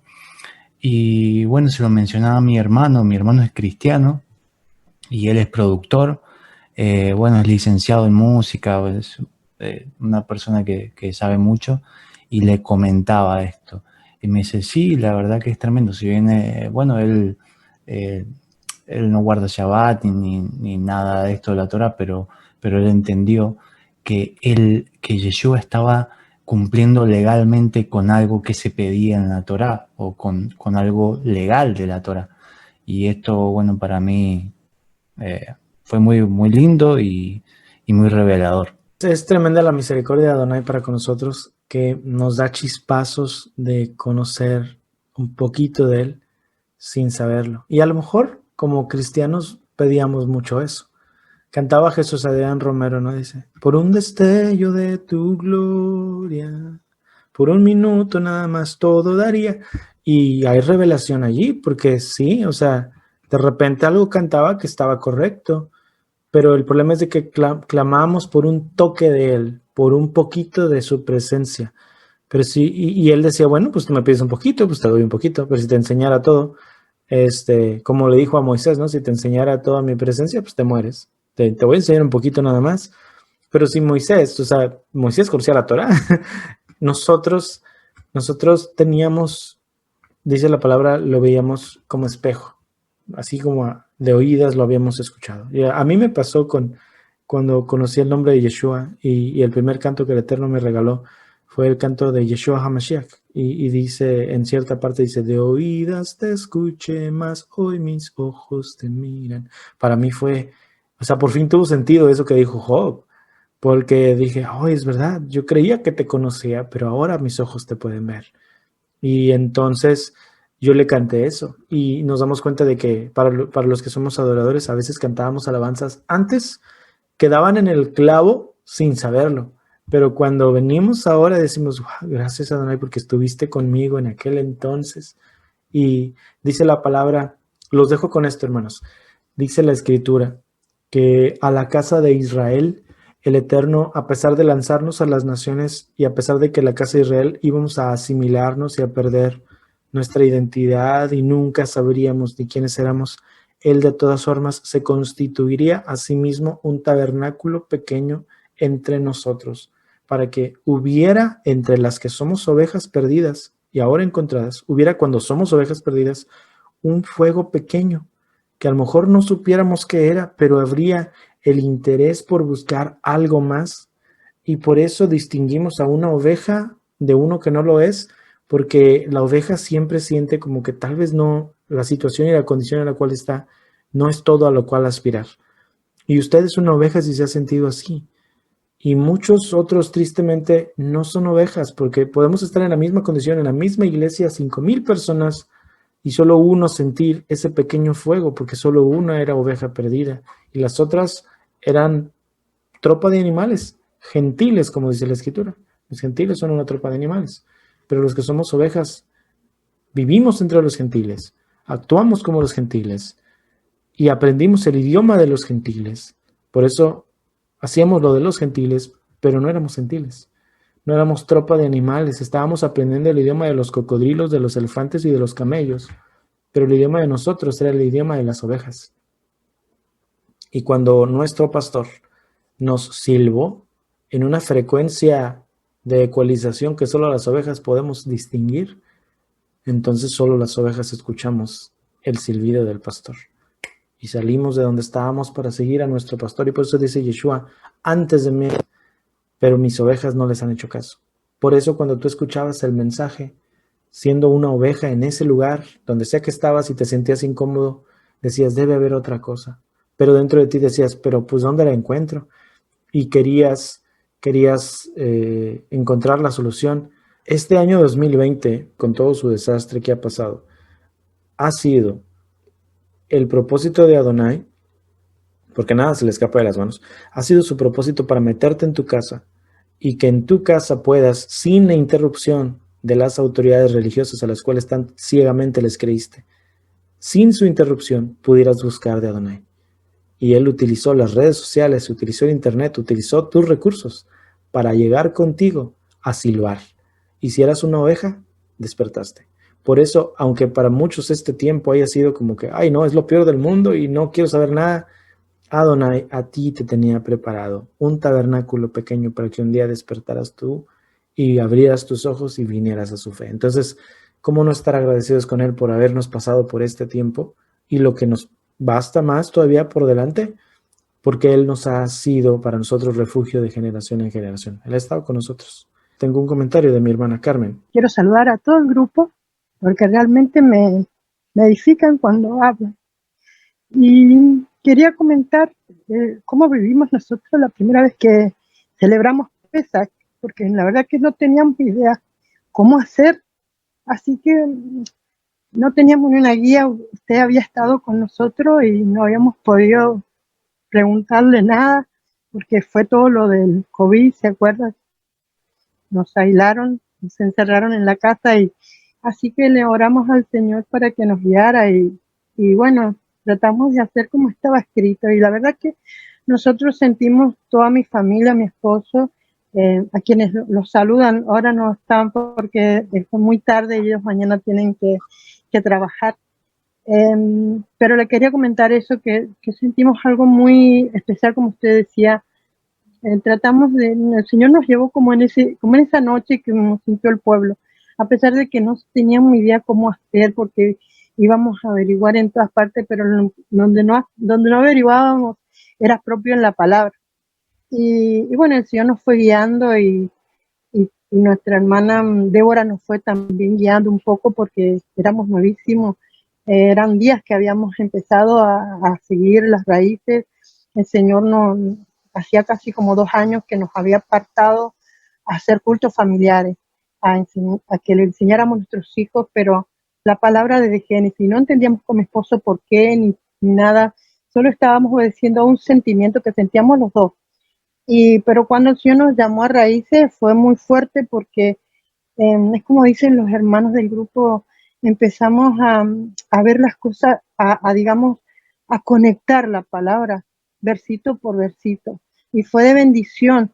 Y pesa, aunque teníamos temor, porque leíamos en la palabra que los varones tenían que ser circuncidados, y mi esposo, ni mi yerno, ni mis nietitos son circuncidados, y no sabíamos cómo hacer.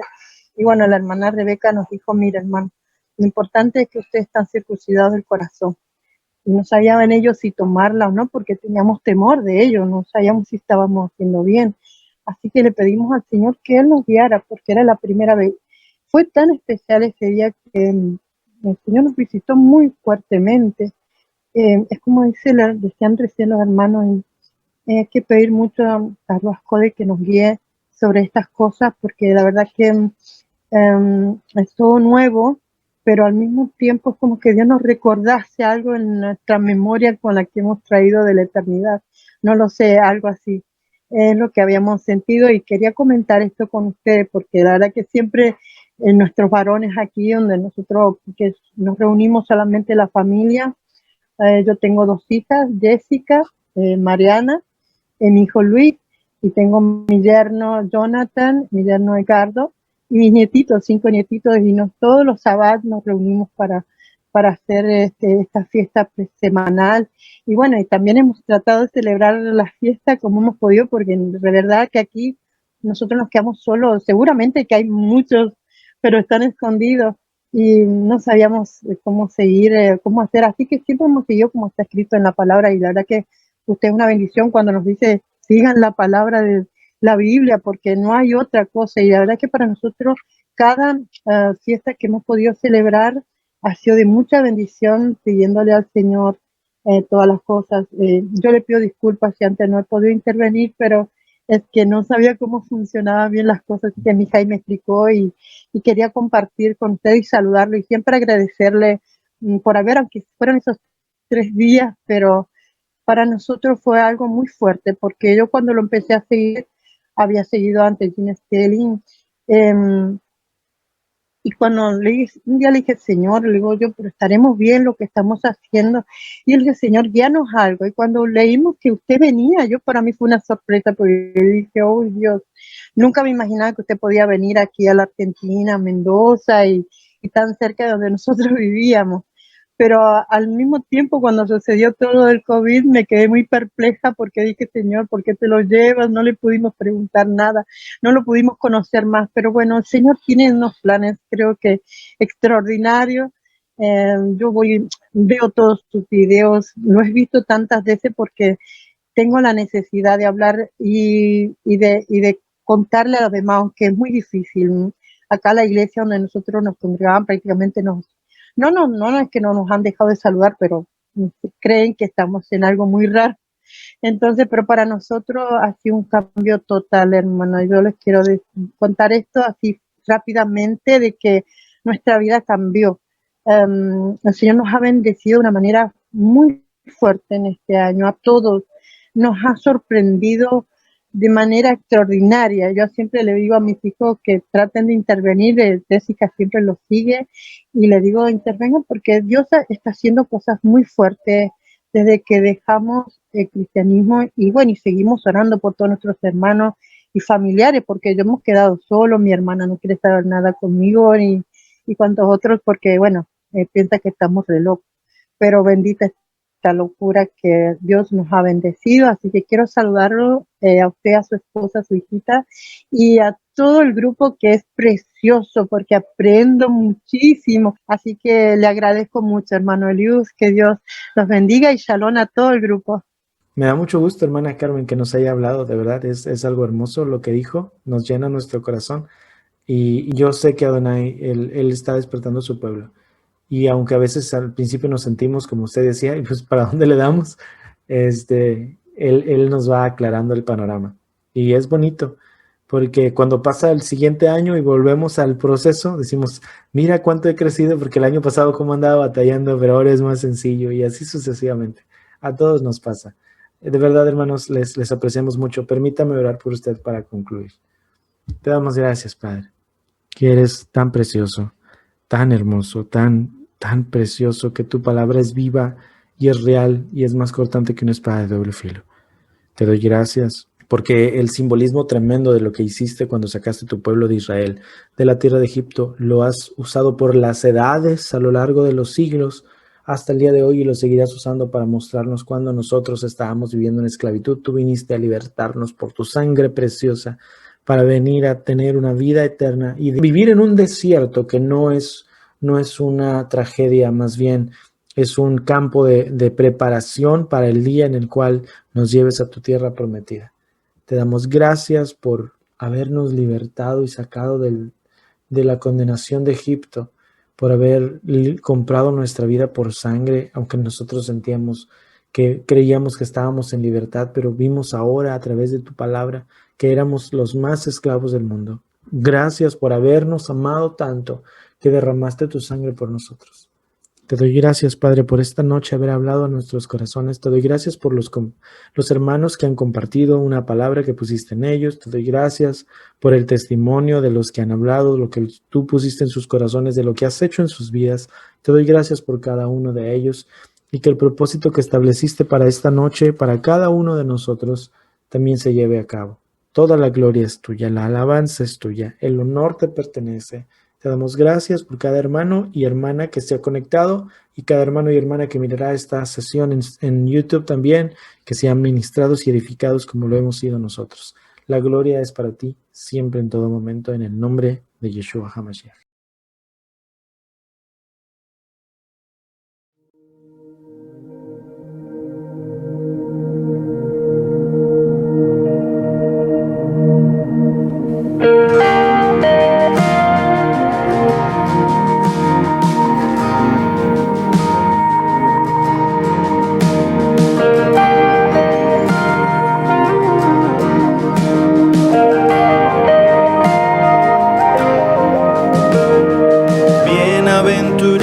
Tú que lloras aquí y que con tu alabastro vienes a ungirme a mí. Bienaventurado tú que ciego estás y ruegas un milagro cuando me oyes pasar. Bienaventurado aunque no tengas fe al ver a un pequeño con un pan y un pez. Bienaventurada tú que sientes morir y que tiemblas de miedo al ver las piedras venir. Dime tu historia, dime el dolor, y te mostraré cuánto quiero darte mi amor. Y si en 1000 pedazos está tu corazón,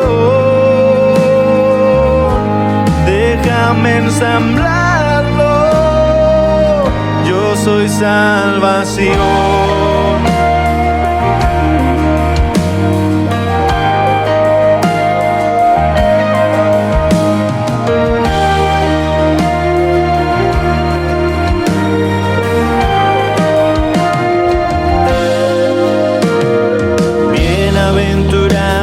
Que andas en el mar y que luego te hundiste al empezar a dudar.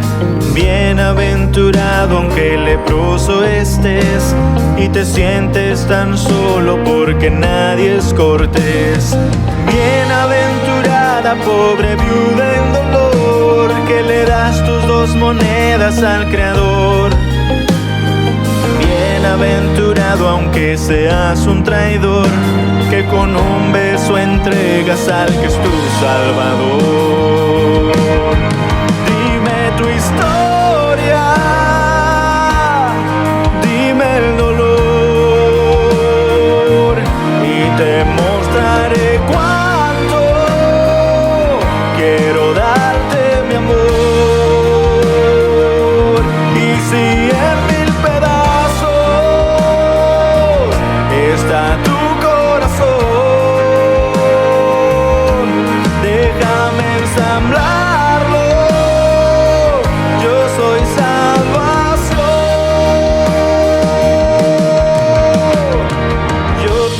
miraba antes de tu nacer y vi ese día en que te vi volver. Yo veo el mañana, no fuiste hecho al azar.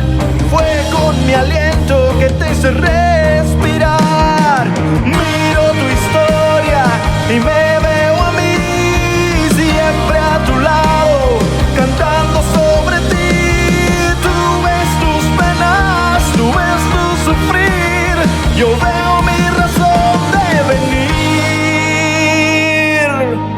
Vine por tu historia y por tu dolor, para mostrarte cuánto te voy a dar mi amor.